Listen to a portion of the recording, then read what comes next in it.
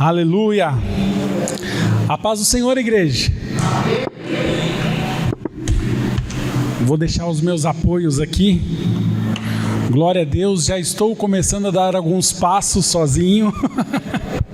É um processo. Aleluia. Aleluia. Queridos, primeiro eu quero me defender que eu com 15 anos usava terno e gravata. E eu já estou de camisa até para fora da calça.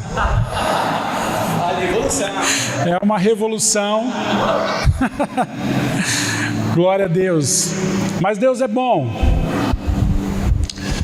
Quando fui chamado ou intimado, glória a Deus, um ato de fé, Clô, eu vou andar hoje. Quando eu fui chamado a ministrar, logo o nosso coração fica muito ansioso. Senhor, que palavra eu vou ministrar naquela noite? E assim como todo músico tem as suas músicas, acho que os pregadores têm as suas mensagens. E me veio várias mensagens à cabeça. Eu tive uma viagem essa semana, fui até a cidade de Sinop, e Deus falava muito forte ao meu coração sobre família. E a estrutura de uma sociedade é a família.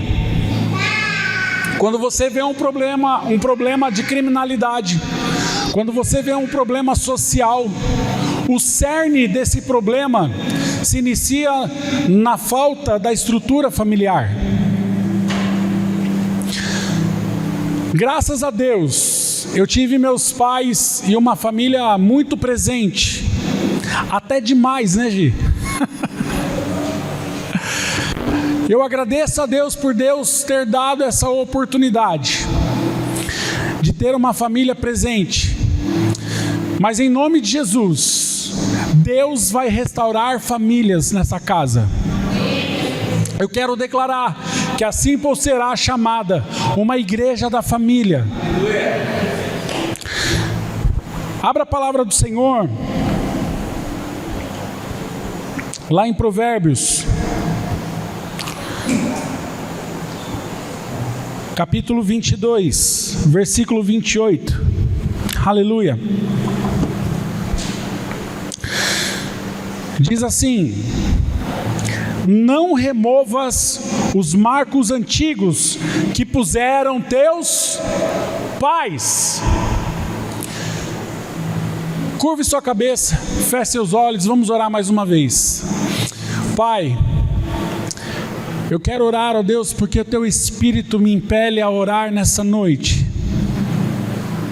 Jesus, eu não tenho nada a oferecer, eu não tenho nada a ofertar, mas eu sei, ó Deus, que o Senhor tem uma palavra rema para os nossos corações nesta noite. Eu já quero declarar, Senhor, nas regiões celestiais, que toda arma forjada, todo espírito maligno que venha tentar deturpar e confundir a Tua igreja, seja aniquilado em nome de Jesus, e que essa semente caia em solo fértil nos nossos corações. Move o Teu Espírito com poder e liberdade nessa noite. Derrama, Pai, a unção que está reservada nessa noite sobre a nossa vida, sobre os nossos corações, em nome de Jesus. Amém e amém. Queridos, quando nós falamos que a família é um princípio estabelecido, e em parte ela representa a nossa identidade. Pastor Vitor ministrou muito forte lá em Efésios sobre a nossa identidade como cristãos. E a família, ela faz parte da representação da nossa identidade. Abra lá em Mateus 1:1. Glória a Deus. Aleluia. Eu virei para ver se a versão está da antiga. Mas diz assim: livro da geração de Jesus Cristo, filho de Davi, filho de Abraão. Quando nós olhamos a genealogia de Cristo, ou a genealogia de qualquer personagem bíblico, às vezes nós nos perguntamos, e às vezes até ali em Gênesis ou outros textos, nós até pulamos a genealogia, que eu vou falar, por que eu vou ler isso? Mas entenda que naquela época, o cartório era a referência que um passava para outro. Então, quando eu queria saber quem a Ellen era, eu falava, olha, a Ellen, que é filha do Roberto e da Gisele, que é sobrinha do Kleber e da Stephanie, que tem os primos, o Estevão e o Arthur. Então, a genealogia, ela identificava de qual clã, de onde a pessoa surgia. E a genealogia falava de Cristo, duas qualidades ou duas referências, que ele era filho de Davi. Filho de Davi trazia uma referência de direito de realeza. Quando fala que ele era filho de Abraão, traz o direito da promessa que estava sobre a vida de Abraão. Então, quando você se identifica como a sua família, qual é o seu sobrenome, de onde você veio, de onde você surgiu, você está falando de toda a sua ancestralidade e você se torna já uma referência para as pessoas. Olha, esse é conhecido. Esse faz parte da cidade. Eu percebo muito forte no nosso estado. Eu estava com uma comitiva de alguns empresários lá em Sinop. E quando alguns fazendeiros abordavam e perguntavam, olha, você é da onde? Aí um falava, eu sou de Curitiba, o outro falava, eu sou de Goiás. Quando eu falava assim, eu sou de Rondonópolis, eles se abriam mais comigo. Por quê? Ele conhece a minha linguagem, ele conhece a minha terra. E aqui no nosso estado nós temos muito disso, de saber quem é a pessoa, de saber de onde veio, como surgiu, porque a maior parte das pessoas que estão aqui no nosso estado vieram de fora. Então a família, ela traz a referência de onde você veio, de quem você é. E nós não podemos, como a palavra diz, tirar os marcos antigos. E nós estamos todo dia sendo impactados, todo dia as nossas famílias estão sendo tentado, a mídia, essas ideologias, destruir as famílias e as nossas casas. Declara assim, eu não aceito a destruição da minha família. E nós estamos nessa jornada sobre o livro de Efésios. E quando a gente lê o livro de Efésios, a gente trata de instruções apostólicas para uma igreja. E Paulo, ele identifica, e eu entendi, Deus me trouxe algo muito forte, como uma cronologia do que Paulo gostaria de trazer para nós como igreja. Então o tema dessa mensagem, a igreja da família e a família na igreja. Quando eu falo família na igreja, é como é o comportamento de uma família que tem a igreja dentro da família. Querido, você tem que trazer a família para a igreja, mas nós temos esquecido de levar a igreja para a família. Mas pastor, eu sou o único na minha casa. Você santifica o seu lar. Hoje você é o único. Mas amanhã, essa cadeira que está vazia, ela não está vazia, ela está reservada para a sua parentela. Você pode declarar, Senhor, eu profetizo que essas cadeiras que estão aqui do meu lado vazia, está reservado para a minha parentela. Em nome de Jesus. E sabe o que eu acho interessante? Quando o apóstolo começa a escrever, no capítulo 1, capítulo 1 de Efésios, ele fala sobre o plano de redenção para as nossas vidas. Paulo começa a trazer para a igreja qual que foi o plano de redenção de Jesus. No capítulo 2, ele traz a graça e o perdão sendo revelados pela obra da cruz. Outro dia eu e o pastor Vitor, nós estávamos falando de como nós perdemos alguns simbolismos na igreja, Querido, o maior símbolo do cristianismo é a cruz. Toda vez que uma pessoa vê a cruz, já entende que aquele é um cristão. E eu fiquei muito feliz e muito contente quando no logo da nossa igreja eu vi a cruz. Olha o logo das igrejas, e isso eu não estou criticando, mas é um movimento que nós estamos deixando de ter a cruz como símbolo. A maior referência mundial é a cruz de Cristo.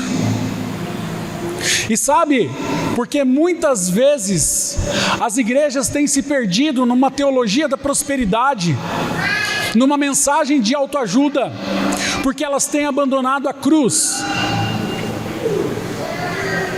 Elas têm abandonado a cruz, e a maior referência na vida de um cristão é a cruz.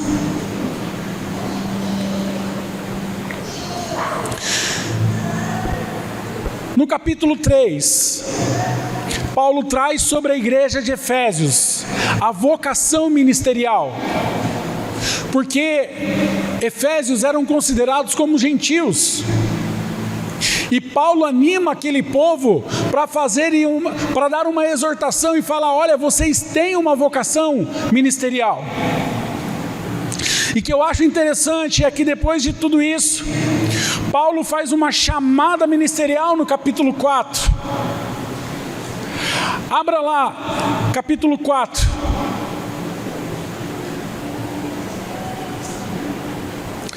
No versículo 25.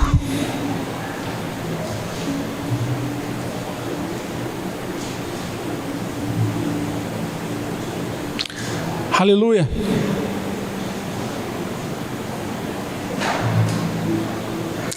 Perdão, versículo 10, diz assim: aquele que desceu é também o mesmo que subiu acima de todos os céus para encher todas as coisas, e ele mesmo concedeu uns para apóstolos, outros para profetas, outros para evangelistas e outros para pastores e mestres, com vistas ao aperfeiçoamento dos santos, para o desempenho de seu serviço, para a edificação do corpo de Cristo. Quando você traz a sua família é edificada na igreja. E Paulo começa a tratar dos 5 pilares, dos 5 ministérios que toda a igreja ela tem que ter. Mas sabe o que eu acho mais interessante? Que no capítulo 5, depois de Paulo dar a instrução da redenção, depois de Paulo dar a instrução da graça e da cruz, depois de Paulo animar a vocação ministerial, depois de Paulo chamar para o ministério, identificar os ministérios, exercer a santidade na vida cristã, Paulo se dedica às instruções quanto ao posicionamento de um cristão verdadeiro e o cuidado com sua família. E no capítulo 6, Paulo dá instruções de posicionamento de um cristão quanto ao revestimento da armadura de Deus para proteção e batalha espiritual. Querido, é uma ordem cronológica, aonde Paulo fala: olha, primeiro você tem que entender individualmente a obra de redenção, a obra da cruz. Depois você tem que entender que você foi chamado para um propósito, mas você tem que estar alicerçado na sua família, para que você possa exercer e ter a proteção da armadura de Deus, e aí sim se envolver em batalhas espirituais. Abra lá em 1 Timóteo, capítulo 5, versículo 8. Aleluia. Ora, se alguém não tem cuidado dos seus, e especialmente dos da própria casa, tem negado a fé, e é pior do que o descrente, o incrédulo. Queridos, eu ouvi uma frase que eu achei muito interessante. Tem gente que no trabalho é um agente secreto. Ninguém sabe que ele é crente. O camarada é um agente secreto no trabalho. É santo na igreja e o demônio em casa. Misericórdia. Mas se você não cuida dos seus, se você não cuida dos da própria casa, como que você vai querer cuidar da igreja? A primeira igreja, o primeiro ministério é a tua família. Vamos abrir agora lá em Efésios capítulo 5, versículo 22.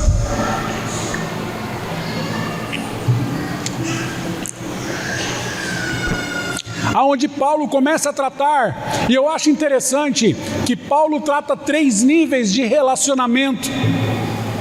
Paulo primeiro trata o relacionamento de marido e mulher, depois Paulo trata o relacionamento com os filhos, e depois Paulo trata o relacionamento com os servos que servem dentro da casa.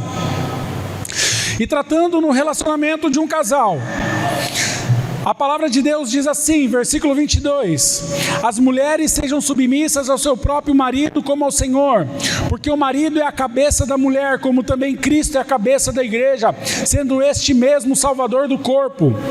Como, porém, a igreja está sujeita a Cristo, assim também as mulheres sejam em tudo submissas ao seu marido.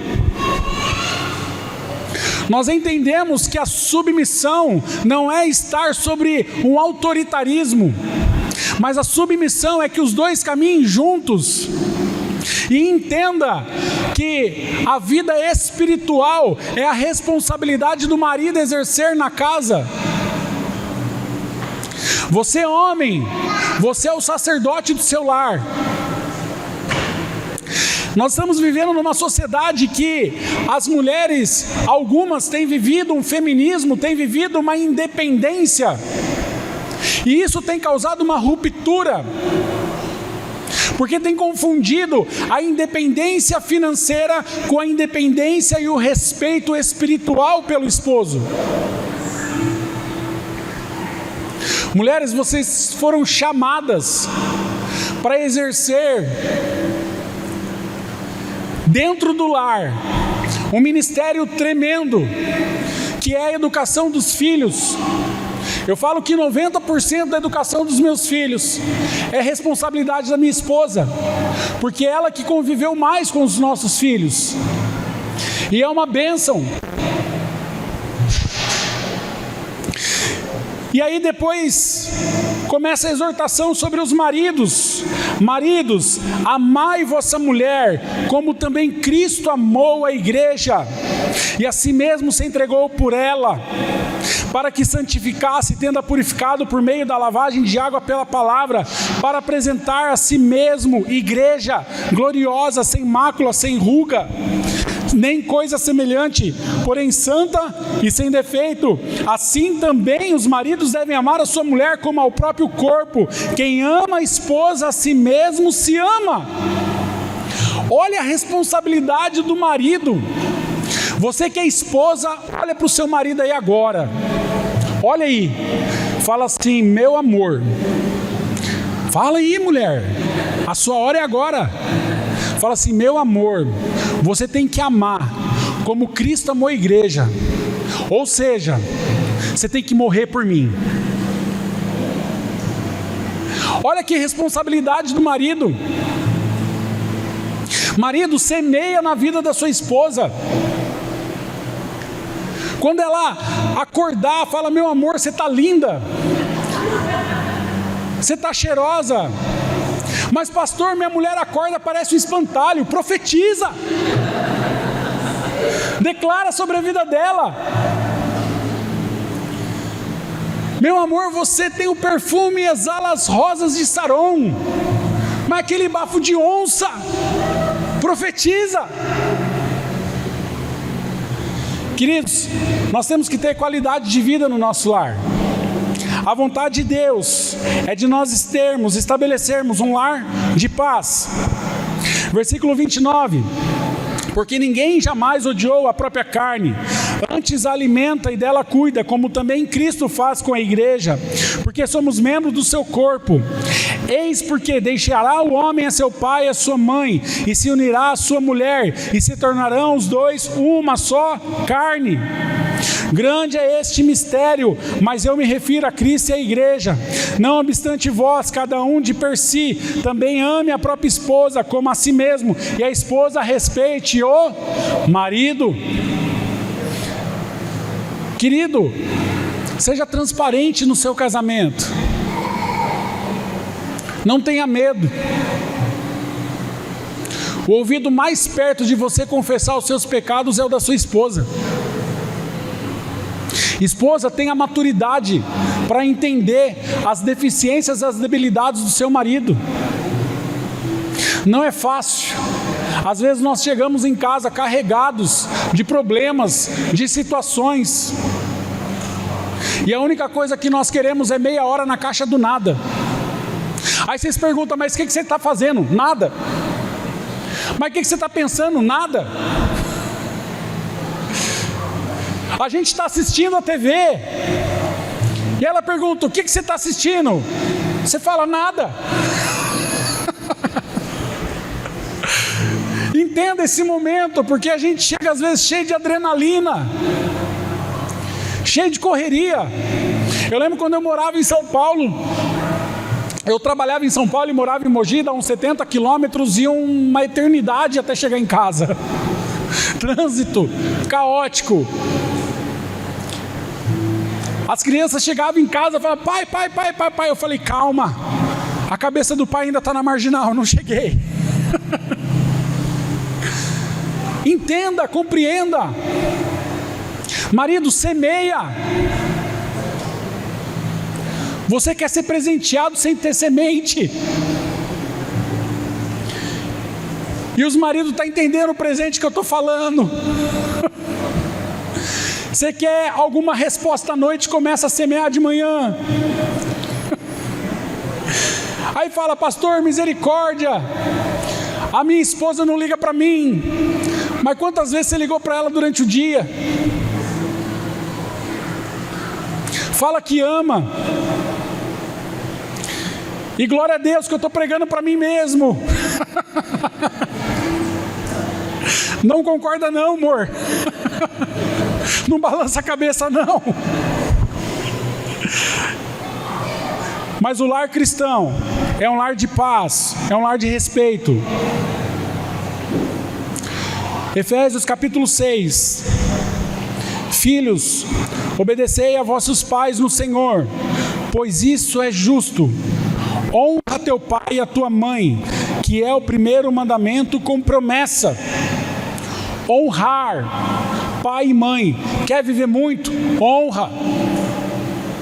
Sabe, muitas famílias entendem que, como a palavra diz, deixará o homem e mulher e se unirá à sua esposa. Deixar pai e mãe não é abandonar. Quem casa, casa com a família.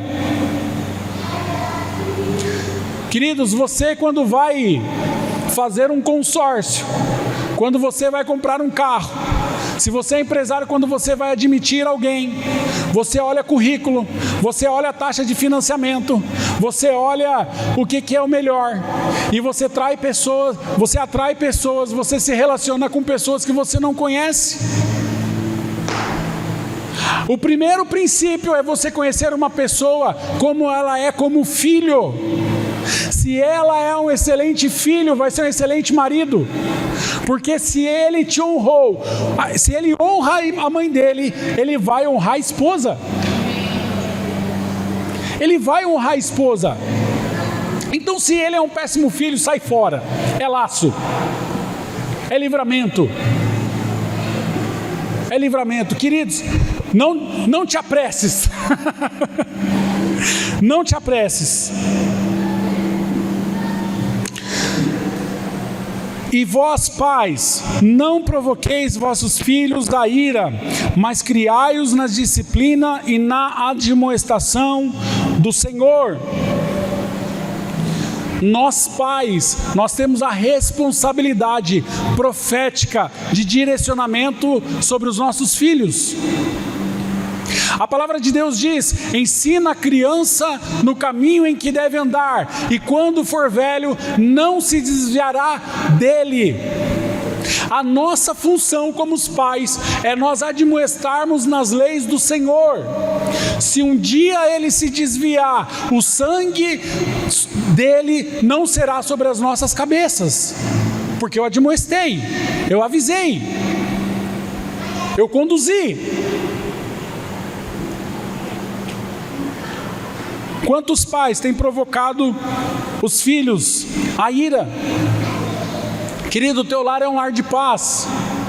O melhor lugar do mundo tem que ser o teu lar, tem que ser a tua casa. Sabe o que é maravilhoso? Eu ficar uma semana longe de casa e eu estar doido para voltar para casa. Queridos, essa semana era para eu ir embora na quarta-feira.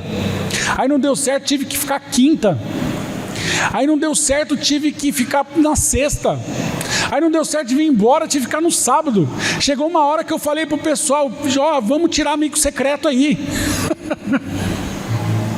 Mas quando eu cheguei em casa, eu falei: eu cheguei. Glória a Deus. O seu lar tem que ser um lar de bênção. O seu vizinho tem que olhar os seus filhos e falar: meu Deus, que menino comportado, que menino em Deus. Aleluia. E depois Deus começa a tratar como nós devemos tratar as pessoas que trabalham conosco. Quanto a vós outros servos, obedecei a vosso Senhor segundo a carne, com temor e tremor, na sinceridade do vosso coração, como a Cristo, não servindo à vista como para agradar a homens, mas como servos de Cristo, fazendo de coração a vontade de Deus, servindo de boa vontade como ao Senhor e não como a homens, certos de que cada um, se fizer alguma coisa boa, receberá isso outra vez do Senhor, quer seja servo, quer livre.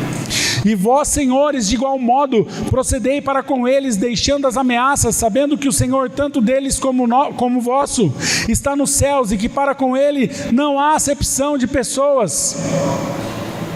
Querido, todas essas instruções que estão em Efésios são instruções para nós termos uma base sadia, saudável, de família. Deus quer que nós tenhamos uma família harmônica. Sabe o que eu acho interessante? Que a preocupação de Deus é que os servos estejam alinhados. Olha que bênção, quando a graça de Deus, quando a unção de Deus está sobre a sua casa, o jardineiro vai ser profeta, o piscineiro vai ser, glória, e você como Senhor sobre aquela casa, você vai ser um abençoador e não um ameaçador. Queridos, Deus quer que você tenha um lar de paz. Quando as pessoas entram na sua casa, fala: que ambiente gostoso, que ambiente maravilhoso. Tome cuidado, zele pela sua família, cuidar das pessoas que você coloca na sua casa. Tem gente que não quer o seu marido, ela quer a vida que vocês têm. Tem gente que não quer a sua esposa, quer a vida que vocês têm. Tome cuidado para quem você traz a sua intimidade dentro da sua casa. A casa é um lugar de santidade, a casa é um lugar intocável. A igreja tem que estar dentro da sua casa. A sua casa tem que estar dentro da igreja. Não há distinção. O convívio dentro da sua casa tem que ser um convívio que cultue ao Senhor.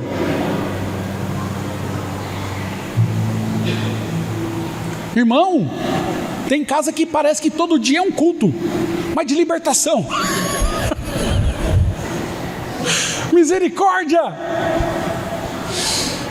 Você expulsa o demônio, sai a pessoa.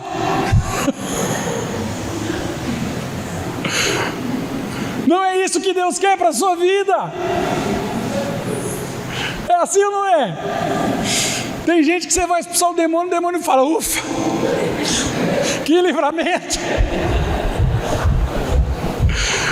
Toma cuidado, sua casa tem que ser um culto de adoração e não de libertação. Aleluia. Use o melhor talher, o melhor prato para sua família.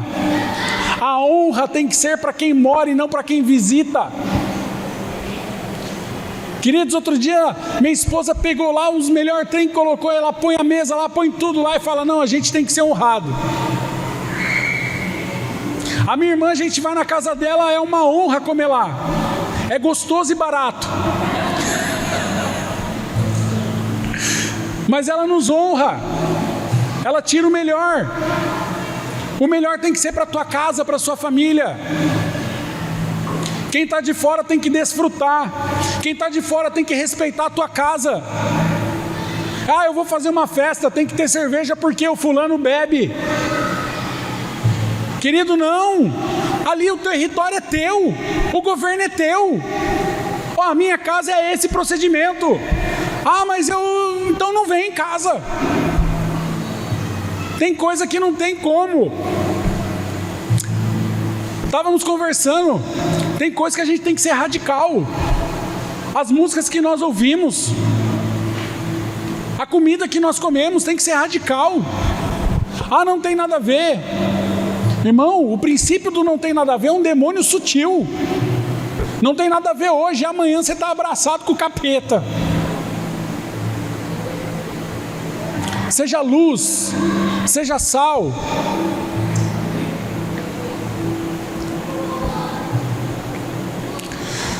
Versículo 10 diz assim: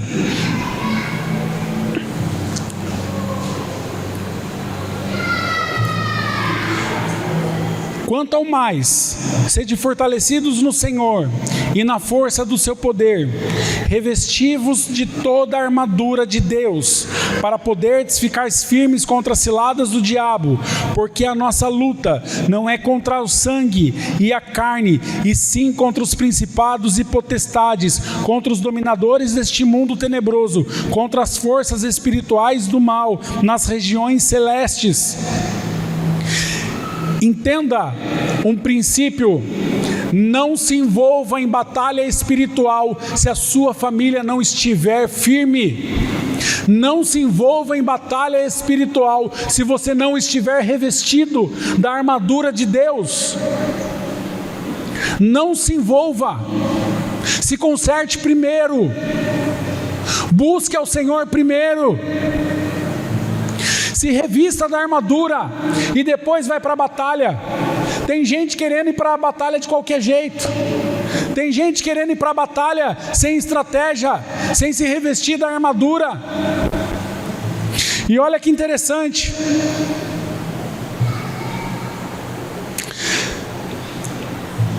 A nossa luta não é contra sangue e carne. Às vezes nós olhamos, olha como essa pessoa é difícil, mas entenda e tenha o discernimento de qual espírito está atuando através dela. Nós temos que ter sabedoria, porque muitas vezes nós vamos com violência contra a pessoa, quando nós temos que ir com violência contra aquilo que está agindo sobre a vida dela. Querido, tem hora que dá vontade de orar, mas orar firme: Senhor, salva e leva. Mas, queridos, nós temos que entender o espírito que age através das pessoas, porque a nossa luta não é contra carne nem sangue.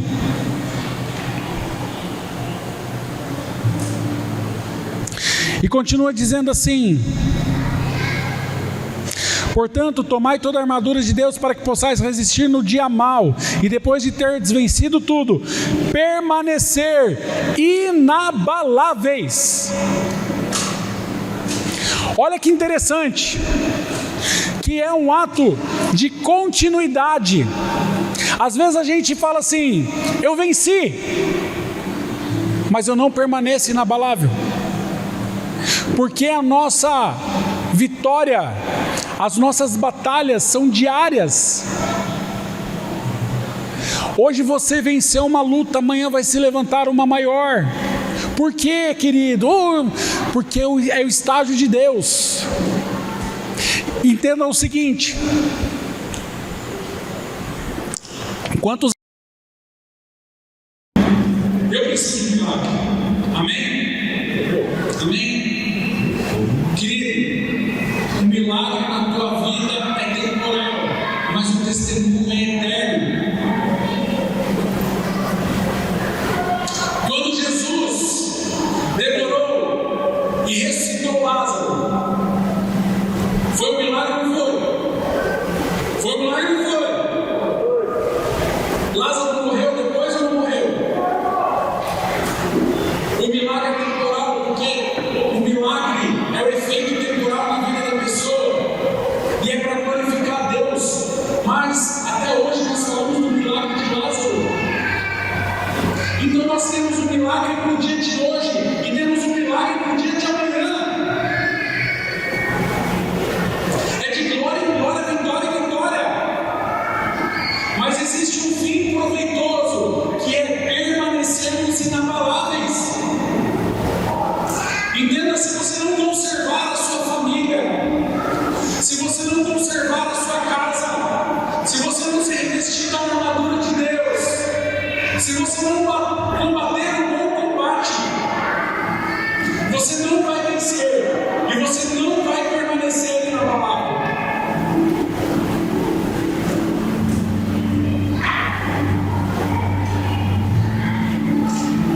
Estais, pois, firmes, cingindo-vos com a verdade e vestindo-vos com a couraça da justiça. Calçai os pés com a preparação do evangelho da paz, embraçando sempre os escudos da fé, com o qual podereis apagar todos os dardos inflamados do maligno. Tomai também o capacete da salvação e a espada do Espírito, que é a palavra de Deus, com toda a oração e súplica, orando em todo o tempo no Espírito, e para isto vigiando com toda a perseverança e súplica por todos os santos, e também por mim, para que me seja dado, no abrir da minha boca, a palavra, para com intrepidez fazer conhecido o ministério do Evangelho, pelo qual sou embaixador em cadeias, para que em Cristo eu seja ousado para falar, como me cumpre fazê-lo. Quando você se reveste, quando você se unge, quando você fortalece a sua família, quando você busca o Senhor, quando você começa a combater nas regiões celestiais e começa a ter estratégias, você começa a ter discernimento, você deixa de ter o espírito de temor e passa a ter ousadia em Deus. Olha que interessante que Paulo fala: pelo qual sou embaixador em cadeias. Querido, muitas vezes você vai ser representante numa situação de prisão. Muitas vezes Deus vai te colocar em circunstâncias que você fala: Deus, mas por que eu estou aqui? Porque naquele momento você é embaixador de Cristo para aquela situação. E a partir desse momento, você será ousado para falar, como me cumpre fazê-lo. É uma ordenança. Entenda que para cada um aqui, Deus tem um chamado específico. Você tem um chamado específico. Você precisa identificar em Deus o seu chamado. Você não foi chamado para ficar sentado. Você não foi chamado para ficar parado. Deus te estabeleceu nessa casa para exercer um chamado. Mas esse chamado só pode ser estabelecido e exercido a partir que a estrutura da sua família, a igreja esteja dentro da sua família e a sua família esteja dentro da igreja. Ah, pastor, mas eles não se converteram. A partir do momento que você apresenta a sua família diante de Deus neste lugar, você insere a sua família diante de Deus, e isso tem sido um memorial diante de Deus. Pastor, eu prego e eles não se convertem. Querido, Deus vai levantar profetas para falar. Porque como Cristo falou, profeta de casa não tem honra. Deus vai levantar pessoas para atingir a sua família. Deus vai levantar profetas. Nós não podemos aceitar que Satanás agarre as nossas famílias. Nós não podemos aceitar que Satanás infiltre nas nossas famílias. E nós, como igreja, temos achado normal as novas configurações que esse mundo tem nos proposto. Nós temos achado normal. E nós temos que mudar, porque a pessoa entra na igreja e tem que ter uma experiência. Porque a pessoa entra na igreja e tem que, querido, a pessoa entra na igreja e tem que ouvir a palavra. Como o pastor Vitor falou, nosso desejo não é ter uma igreja gigante. Deus vai fazer? Pode fazer. Mas vai ter uma igreja gigante de pessoas saudáveis, de famílias saudáveis, de crentes de verdade,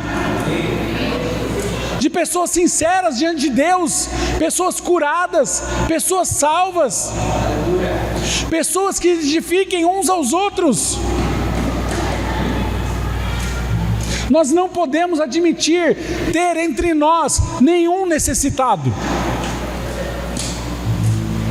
Nós não podemos permitir nenhum membro que tenha alguma necessidade básica, mas membro.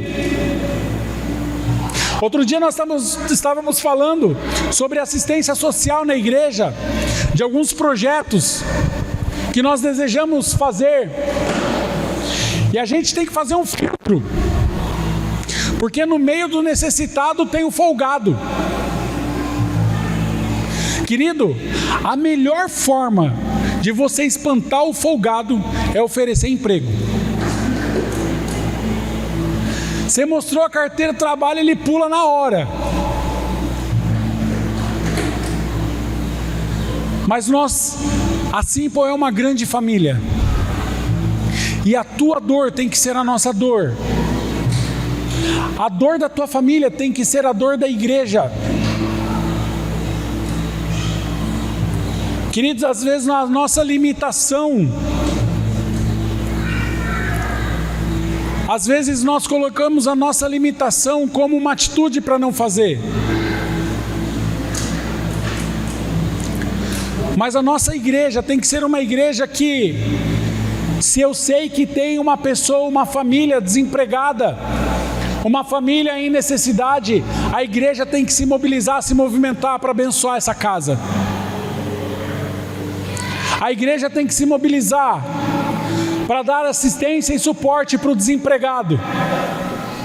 A igreja tem que se mobilizar para dar assistência e suporte para o necessitado. Nós estávamos falando que às vezes uma cesta básica não é suficiente. Às vezes o que a pessoa precisa não é dinheiro. Tem situações que o dinheiro não resolve. Às vezes precisa de um conselho de como administrar melhor. Às vezes precisa de um direcionamento profissional. Queridos, nós desejamos ter uma igreja que seja reconhecida como uma igreja da família. Uma igreja de casais saudáveis.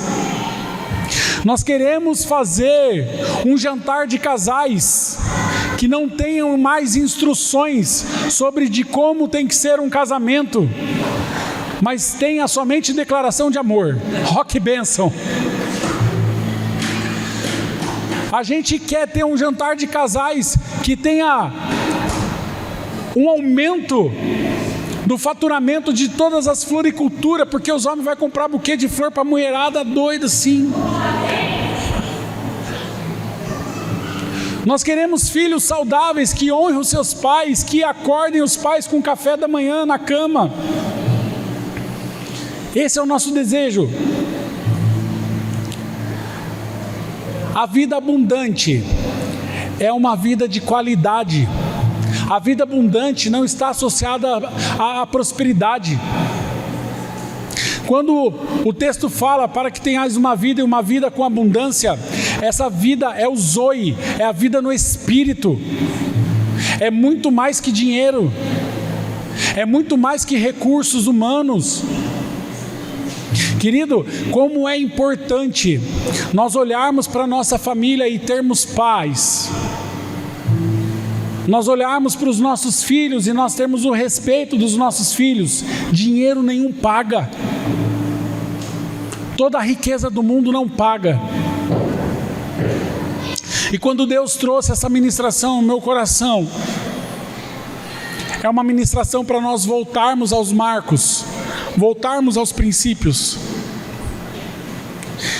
e que você possa ter o padrão de Cristo na tua família. E de repente, se você não tem família, não se sinta sozinho. Essa igreja tem que servir como tua família, tem que ser o teu braço.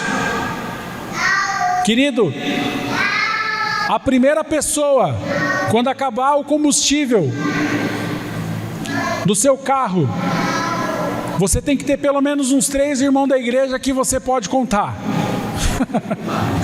Nem que for para empurrar até o posto. Outro dia, eu chamei minha irmã para comer alguma coisa em casa, e ela falou assim: eu não vou. Estava revoltada lá. Aí eu brinquei com ela assim: se fosse para eu ir para o hospital, você vinha, né? Mas é assim, se eu falar assim: olha, deu uma dor aqui, ela aparece em 5 minutos lá em casa. E assim tem que ser a nossa igreja, edificar um ao outro, é na palavra, mas também é nas atitudes de amor. A igreja tem que ser uma família, a igreja tem que ser uma grande família, e a família tem que ser uma igreja. Declara assim: a minha família é uma igreja, a igreja é a minha família. Vamos ficar em pé, vamos orar ao Senhor. Aleluia. Não. Glória a Deus.